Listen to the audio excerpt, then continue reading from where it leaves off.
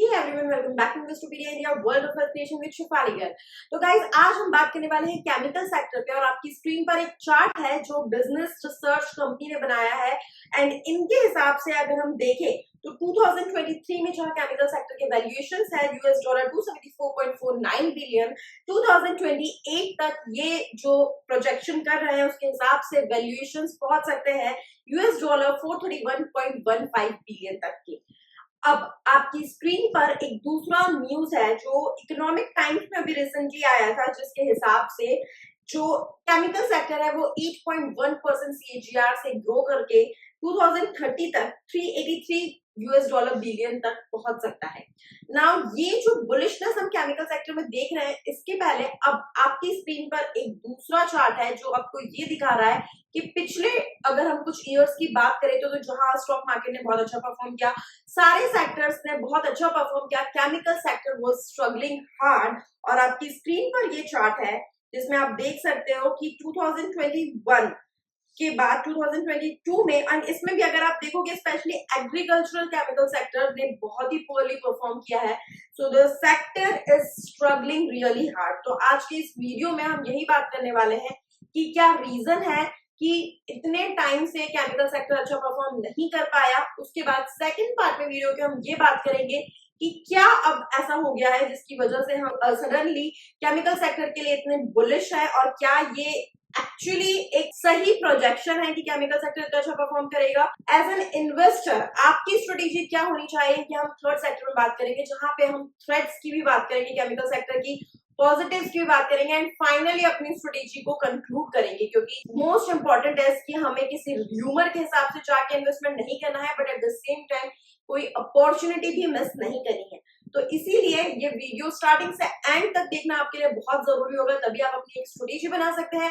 And जैसा कि मैं आपको हमेशा कहती हूँ कि जो इन्वेस्टमेंट डिसीजंस है वो बहुत ही इंडिविजुअलिस्टिक अप्रोच पे डिपेंड करते हैं, एक इंडिविजुअल की रिस्क प्रोफाइलिंग पे, उसकी फाइनेंशियल प्रोफाइल पे डिपेंड करते हैं। ये एक ओवरऑल जनरलाइज्ड वीडियो है, सिर्फ इसके बेसिस पे आप अपने इन्वेस्टमेंट डिसीजन नहीं कर सकते। आप अपनी risk profiling and financial profiling के हिसाब से इन्वेस्टमेंट डिसीजन कीजिए। अगर आपको हमारी हेल्प चाहिए तो आप हमें कांटेक्ट कर सकते हैं 9821611667 पे। और अगर आपने अभी तक चैनल सब्सक्राइब नहीं किया है तो वो डेफिनेटली पॉज करके नीचे subscribe and bell button press करके सब्सक्राइब कर लीजिए। वीडियो अच्छी लगे तो इसे लाइक कीजिएगा और शेयर भी जरूर कीजिएगा। Now let's get started. Now the first part of the video जहां पे हम डिस्कस करेंगे कि अभी जो इतने सालों से केमिकल सेक्टर ने परफॉर्म नहीं करा, उस नॉन परफॉर्मेंस का रीजन क्या है। तो सबसे इंपॉर्टेंट मैं आपको एक चीज बता दूं, जो इंडियन मार्केट्स है, जो सारे सेक्टर्स ने अच्छा परफॉर्म किया डिस्पाइट द फैक्ट वॉर्स भी थे ग्लोबल इकोनॉमी की। अगर हम बात करें ग्लोबल इकोनॉमी में रिसेशन भी था, यूरोपियन इकोनॉमी में यूएस में इन्फ्लेशन बहुत ज्यादा था, तो बहुत सारी चीजें चल रही थी ग्लोबल लेवल पे, but Indian markets perform well because of their domestic demand. But जब हम केमिकल सेक्टर की बात करते हैं तो chemical sector is majorly governed bye global demand, ठीक है। तो इसके नॉन परफॉर्मेंस के अगर हम रीजंस की बात करें तो definitely recession in Europe was one of the reasons, inflation in US was one of the reasons. इसके अलावा एक इंपॉर्टेंट रीजन ये भी रहा कि 2021 में, क्योंकि हुआ क्या, जब कोविड आया एंड वॉर सिचुएशन हुई तो जो लॉजिस्टिक्स है उस पर बहुत ज्यादा टेंशन हो गया। कंपनीज को लगा कि शायद global logistics would be hampered because of all these, and लोगों ने ओवर स्टॉकिंग कर ली। नाउ ग्लोबल लेवल पे जो ये ओवर स्टॉकिंग हो गई, ओवर ऑर्डर देके ओवर लोगों ने माल ले लिया, उसे अब उन्हें obviously for some time then the stocking was done, and because of this जो डिमांड है वो एकदम गिर गई। उसके अलावा और भी कई रीजन रहे, जैसे इनपुट कॉस्ट, जो रॉ मटेरियल की कॉस्ट है वो बढ़ गई बहुत ज्यादा because of inflation and various other reasons. जो डिमांड है वो मैंने आपको बताया कम हो गई। इनफैक्ट जो चाइना है वहां पे जितनी एक्सपेक्टेड थे उससे बहुत ही कम रिवाइवल आया इन टर्म्स ऑफ डिमांड। उसके बाद अगर हम बात करें तो प्राइसिंग पावर इज ऑब्वियसली सी, एक बेसिक इकोनॉमिक फंडा है कि अगर सप्लाई ज्यादा है और डिमांड कम है तो आपकी प्राइसिंग डाउन जाएगी, राइट। और अगर डिमांड ज्यादा है सप्लाई कम है तो आपकी प्राइसिंग ऊपर जाएगी। तो because of reduction in the demand and supply हमारे पास था ही, क्योंकि हम तो बना ही रहे थे, तो जो प्राइसिंग पावर है वो बहुत कम हो गई। उसके अलावा इंटेंसिव कंपटीशन फ्रॉम चाइना, ये भी एक वन ऑफ द रीजंस है। अब ये जो इंटेंसिव कंपटीशन फ्रॉम चाइना है, इसको मैंने इतना स्ट्रेस देके इसलिए बोला क्योंकि ये एक बहुत इंटरेस्टिंग फैक्टर है और इससे आपको एक बहुत ज्यादा अभी जो बुलिशनेस है केमिकल सेक्टर को लेके उसमें एक बहुत ज्यादा क्लैरिटी मिलेगी। तो इसके लिए हम थोड़ा और पीछे जाएंगे हिस्ट्री में। 2015-17 वाज द टाइम जब इंडियन केमिकल सेक्टर के लिए बहुत ज्यादा बुलिश हुए थे लोग। इसका रीजन था चाइना। क्यों? क्योंकि चाइना में बहुत सारे केमिकल प्लांट्स बंद हुए थे, एनवायरमेंटल इम्पैक्ट जो वो कर रहे थे, हार्मफुल एनवायरमेंटल इम्पैक्ट, उसकी वजह से। उसके बाद यूएस और चाइना में जो ट्रेड वॉर हुआ उसकी वजह से चाइना से इंपोर्ट्स बंद कर दिए गए एंड हमें लगा कि India would be the preferred market and at one point of time India was one of the preferred markets, but because of various regulatory compliances and logistic compliances, infrastructure compliances, बहुत सारे ऐसे obstacles थे India economy में और India region में जो दूसरी जो कंट्रीज है, बीट कोरिया, बीट इंडोनेशिया, इन्होंने फुलफिल की और इसीलिए इंडिया इतना प्रेफर्ड मार्केट नहीं बन पाया जितना हम एक्सपेक्ट कर रहे थे।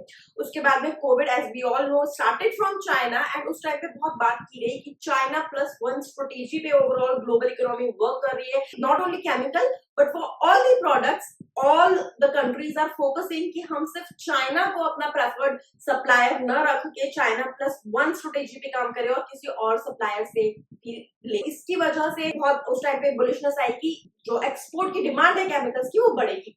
बट अब एक्चुअली चाइना में इतने प्लांट्स हैं और वो कॉस्ट पे इतना अच्छा प्ले कर रहे हैं कि despite all these factors China still is the biggest competitor. आज भी चाइना से वर्ल्ड वाइड ग्लोबली सारी कंपनीज मंगा रही है, बिकॉज ऑब्वियसली आप खुद सोचो पर्सनल लेवल पे आप कितना भी सोचोगे कि इस वेंडर ने खराब परफॉर्म किया, इस प्रॉब्लम आ गई, ये हो गया, बट अगर वो कॉस्ट पे खेल रहा है, आपको बहुत कम कॉस्ट पे दे रहा है, तो आप डेफिनेटली उसकी तरफ अट्रैक्ट होगे। So that is how China is playing and these were the reasons कि why the chemical sector was struggling and was not performing that good। ये मैंने ये जो बोले हैं पॉइंट्स, उसके बाद में आप ये देखिए एक चार्ट है आपकी स्क्रीन पे जो ये दिखा रहा है 2012 से लेके 2022 तक जो केमिकल सेक्टर है, China, India, US, Japan, south Korea, सारी कंट्रीज को हमने लिया है and despite all the negatives China is the leader consistently over the years from 2012 to 2022। अब आप बोलोगे कि जब अगर ऐसा है तो why we are being bullish on chemical sector now and why I am making this video। तो अब हम आएंगे वीडियो के सेकंड पार्ट पे, बट बिफोर दैट एक और चार्ट मैं आपको दिखाना चाहूंगी जहां पे आप देख सकते हो दिसंबर 2022 से लेकर दिसंबर 2023 तक कंसोलिडेटेड जो केमिकल कंपनीज है बीएससी में लिस्टेड, उन 136 कंपनीज का परफॉर्मेंस किस तरीके से डिक्लाइन करा है, जहां पे हमने लिए हैं revenue numbers, operating profit numbers and profit after tax PAT numbers, and chemical sector actually did not perform well. Now coming कि क्यों अब हम या overall D Street is positive on chemical sector। So one of the major reasons जो अभी Q4 financial year 2023-24 के जो earning season में कमेंट्री आई है, जो रिजल्ट्स आए उसमें केमिकल सेक्टर की जो कमेंट्री आई है, मैनेजमेंट कमेंट्री बहुत पॉजिटिव आई है, सेल्स नंबर्स बहुत अच्छे आए हैं, जो एक्सपोर्ट्स है वो अभी तक की हाईएस्ट रिपोर्ट हुई है इंडियन कंपनीज की, ग्लोबल एक्सपोर्ट्स बहुत ज्यादा बढ़ गए हैं केमिकल सेक्टर। क्रूड जो कि इनपुट जो कि रॉ मटेरियल है उसकी प्राइसेस बहुत कम आई है, तो जो पहले एक वन ऑफ द रीजंस आपको याद होगा मैंने बताया था कि इनपुट कॉस्ट इंक्रीज जिसकी वजह से प्रॉफिटेबिलिटी डिक्रीज हुई थी केमिकल सेक्टर में। So now this input cost has decreased again, तो बॉटम लाइन प्रॉफिटेबिलिटी बढ़ेगी, इनपुट कॉस्ट कम होगी। तो उसके अलावा जो डिमांड है वो बढ़ गई है। नाउ अगेन डिमांड बढ़ गई है तो फिर हमारा इकोनॉमी का फंडा अप्लाई होगा, हम प्राइसिंग पे खेल पाएंगे, pricing would also be increased. Now when pricing is increasing, input cost is decrease, तो डेफिनेटली जो हमारे प्रॉफिट मार्जिन है वो बढ़ जाएंगे एंड प्रॉफिट मार्जिन बढ़ने की वजह से हमारी जो प्रॉफिटेबिलिटी है या बॉटम लाइन है वो बढ़ जाएगी, राइट। जो केमिकल सेक्टर है उसको भी फर्दर 3 सेक्टर में डिवाइड कर दिया गया है, सब सेक्टर्स में। सो जो कमोडिटी केमिकल सेक्टर है उसमें सबसे ज्यादा स्ट्रॉन्ग डिमांड रिवाइवल है, सेकेंड इज स्पेशलिटी केमिकल और लीस्ट है एग्रीकल्चरल केमिकल में. So now these are the reasons जिसकी वजह से overall B street is bullish on chemical sector. अब हम बात करेंगे हमारा third and the most important part of the video की, कि जहां पर as an investor what should be your strategy and हमें केमिकल सेक्टर के इस बुलिशनेस को सीरियसली लेना है या फिर र्यूमर समझ के छोड़ देना है. So now very importantly see, so demand बढ़ी डेफिनेटली, लेकिन अभी तक के जो हाईएस्ट लेवल्स डिमांड ने टच किए थे वो लेवल्स अभी तक वापस से टच नहीं हुए हैं. सेकंड, अगर हम बात करें कंपटीशन की, तो कंपटीशन बहुत बढ़ गया है, इंक्लूडिंग मैंने आपको बताया China market is again giving a huge competition, और उसके अलावा जो दूसरे रीजन है लाइक वियतनाम, साउथ कोरिया, ये भी बहुत अच्छा कंपटीशन दे रहे हैं. तो अब जब कंपटीशन बढ़ गया है, तो जो हमने प्राइसिंग की बात की थी कि डिमांड बढ़ गई इसलिए हम प्राइसिंग बढ़ा सकते हैं, उस प्राइसिंग पे बहुत ज्यादा टाइम तक हम खेल नहीं सकते. हो सकता है कि हमें प्राइसिंग कम करनी पड़े अगर कंपटीशन कम प्राइस पे देगा, जो कि बहुत ज्यादा एक्सपेक्टेड है, अंडरस्टूड है. China specially plays on cost and pricing. So ये प्राइसिंग हमें कम करनी पड़ेगी. अब प्राइसिंग अगर हम कम पड़ेंगे तो जो प्रॉफिट मार्जिन हमारे बड़े हुए हमको मिल रहे थे वो डेफिनेटली कम हो सकते हैं. अगर इनपुट कॉस्ट हमने देखा कि पहले इनपुट कॉस्ट बढ़ गई थी, अभी कम हो गई है, but this is crude fluctuates a lot, तो ये वापस से बढ़ सकती है. तो ये एक बहुत कंसिस्टेंट पैरामीटर नहीं है कि हमेशा हम एक मान के चले कि जो कॉस्ट है, इनपुट कॉस्ट है, वो कम ही रहेगी, ऐसा नहीं है.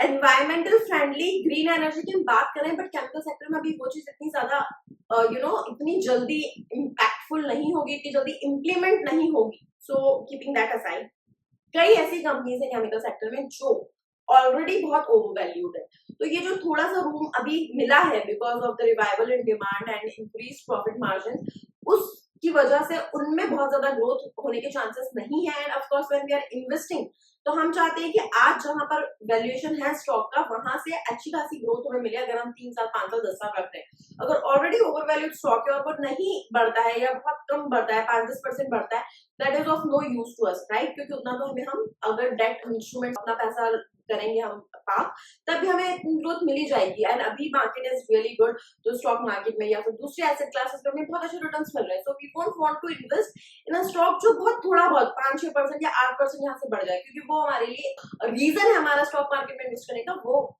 फुलफिल नहीं करेगा. So not very attractive option. उसके अलावा अगर आप बात करो तो एक बहुत बड़ा प्रॉब्लम हो रहा है केमिकल सेक्टर में.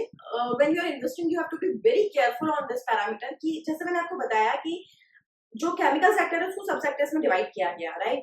कमोडिटी केमिकल है, उसमें सबसे अच्छा रिवाइवल आया है, फिर स्पेशलिटी केमिकल में, एग्रीकल्चर में सबसे कम. तो जितनी भी केमिकल कंपनीज है वो, अगर आप देखोगे भी जितने भी आईपीओ है, everyone writes, everyone claims they are working on speciality chemical, जबकि ऐसा नहीं है. सो नाउ आप जब इन्वेस्ट कर रहे हो, इट इज इम्पोर्टेंट कि आप देखो कि स्पेशलिटी केमिकल में कौन से केमिकल में वो डील कर रहे हैं, उसमें उनका कितना मार्केट शेयर है, उनकी ओवरऑल सेल्स में या ओवरऑल रेवेन्यू में स्पेशलिटी केमिकल का कितना कंट्रीब्यूशन है. जस्ट कि अगर 2% 5% स्पेशलिटी केमिकल है and rest of the thing is other, तो फिर वो इतना इम्पैक्टफुल नहीं होगा ऑब्वियसली. सो ये आपको जाके डिटेल में इवेल्युएट करना पड़ेगा बिफोर इन्वेस्टिंग. उसके अलावा एक बहुत इंपॉर्टेंट रीजन है जिसकी वजह से केमिकल सेक्टर इंडिया में तो परफॉर्म नहीं कर पाया. अगर आप मेजरली कंपनीज को देखोगे ना, तो कोई भी आप बड़े से बड़ा प्लेयर ले लो, टाटा केमिकल ले लो, रिलायंस ले लो, हर केमिकल कंपनी ने एक पर्टिकुलर केमिकल पकड़ रखा है जिसपे, भले वो कमोडिटी केमिकल ही क्यों ना, वो उस पे प्ले कर रहे हैं, वो उसी को ऊपर वर्क कर रहे हैं, उसी को सप्लाई कर रहे हैं. सो इसकी वजह से क्या होता है कि आपकी जो कंपटीशन है वो बहुत बढ़ जाता है और आप एक बहुत रेस्ट्रिक्टेड अप्रोच आपकी हो जाती है. तो अभी जब इतना ज्यादा डाइवर्सिफिकेशन हो गया, इनफैक्ट अगर कोई केमिकल कंपनी है वो दूसरे प्रोडक्ट्स में भी डील कर रही है, सीमेंट में कर रही है, इसमें कर रही है, so companies who are diversified, उसमें इन्वेस्ट करना अभी ज्यादा बेटर ऑप्शन होगा. क्योंकि इनकेस अगर केमिकल सेक्टर थोड़ा स्लो डाउन में भी जाता है, तो जो दूसरे सेक्टर्स उसमें परफॉर्म कर रहे हैं वो ओवरऑल प्रॉफिटेबिलिटी को मेंटेन रखेंगे और आपके स्टॉक प्राइसेस मेंटेन रहेंगे. So this is what I think. आपको क्या लगता है नीचे कमेंट करके बताइए. वीडियो आपको कैसा लगा ये भी नीचे कमेंट करके बताइए. अगर अच्छा लगा है तो प्लीज लाइक जरूर कीजिएगा, शेयर भी कीजिएगा. और आपको नेक्स्ट वीडियो किस टॉपिक पे चाहिए ये नीचे कमेंट करके बताइए. ये वीडियो में लेके आई क्योंकि मेरे पास बहुत सारे लोगों के क्वेश्चंस आए थे रिलेटेड टू केमिकल सेक्टर. तो अगर आप चाहते हैं आपके पसंद का वीडियो में लेके आऊं तो आपको नीचे कमेंट करना पड़ेगा, मुझसे इंटरेक्ट करना पड़ेगा. Thank you so much for watching the video.